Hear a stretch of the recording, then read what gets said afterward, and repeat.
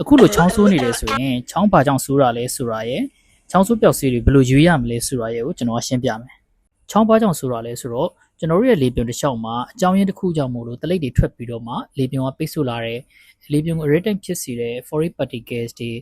ဖုံးတို့ပန်းဝက်မုံတို့ chemicals တွေ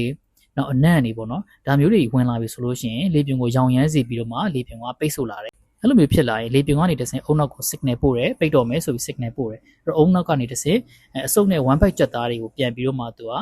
force တစ်ခုနဲ့ head ထုတ်လိုက်ဖို့ပြန်ပြီး order ပေးတယ်ပေါ့နော်အဲ့ဒီမှာချောင်းဆိုးခြင်းဖြစ်စဉ်ဖြစ်ပေါ်လာတယ်အဲ့ဒီတော့ချောင်းဆိုးစေတဲ့အဓိကယောဂါတွေကတော့အေးမိဖျားနာတာတုပ်ကွေးမိတာနောက်လေပြွန်တွေကို allergic ဖြစ်စေတဲ့အရာတွေနဲ့ထိတွေ့တာ asthma လိုမျိုးပန်းနာရင်ကျက်သမားတွေ COPD လိုမျိုးနာတာရှည်လေပြွန်ရောင်တတ်တဲ့သူတွေ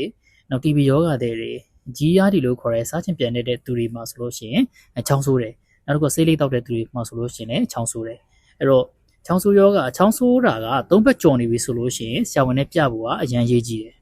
အဲ့တော့ချောင်းဆိုးပျောက်စေးဘယ်လိုရွေးရမလဲဆိုတော့ကျွန်တော်ဆက်ပြောမယ်ချောင်းဆိုးပျောက်စေးဘယ်လိုရွေးရမလဲဆိုတာကချောင်းဘယ်လိုဆိုးတယ်ဆိုတော့ပုံမှာမူတည်တယ်ကိုက dry cough လို့ခေါ်တဲ့ချောင်းကြောက်ဆိုတာလားဒါမှမဟုတ်လေချောင်းတွေရားရံပြီးဆိုတာလား productive cough လို့ခေါ်တဲ့တလိပ်တွေထွက်ပြီးဆိုတာလားဆိုတော့အပေါ်မှာမူတည်ပြီးတော့မှရွေးချယ်ရမယ်ဆေးတွေကလည်းကွာခြားတယ်အကယ်၍ကိုက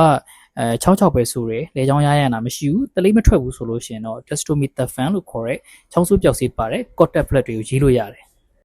အကယ်၍ကိုကလေချောင်းရားရံပြီးဆိုတယ်ဆိုရင်တော့ antihistamine တွေပါတဲ့ချောင်းဆိုးပျောက်စေးကိုရွေးရမယ် Pamidone လို့ခေါ်တဲ့ chlorpheniramine maleate diphenhydramine hydroxyzine cetirizine စတဲ့ antihistamine တွေကချောင်းဆိုးပျောက်စေးတွေမှာသုံးလေးရှိတယ်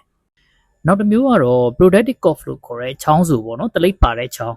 တလိပ်ပါတဲ့ချောင်းဆိုလို့ရှိရင်တော့ H. pectorum လို့ခေါ်တဲ့တလိပ်ကိုပျော်ဝင်စေတဲ့ဆေးတွေပါတဲ့ချောင်းဆိုးပျောက်စေးကိုရွေးသင့်တယ် glycerin glycolic terpen hydrate ammonium chloride sodium citrate စတဲ့ဆေးတွေကတလိပ်ကိုပျော်ဝင်စေတယ်ပြီးတော့ prohexin carbocysteine acetylcysteine ambroxol စတဲ့ချွဲပျော်ဆေးတွေကိုလည်းသုံးလေးရှိတယ်နောက်တစ်ခုက bronchodilator လို့ခေါ်တဲ့လေပြွန်တွေကိုကျေစေတဲ့ salbutamol ကိုလည်းတချို့ချောင်းဆိုးပျောက်ဆေးတွေမှာထည့်လေးရှိတယ်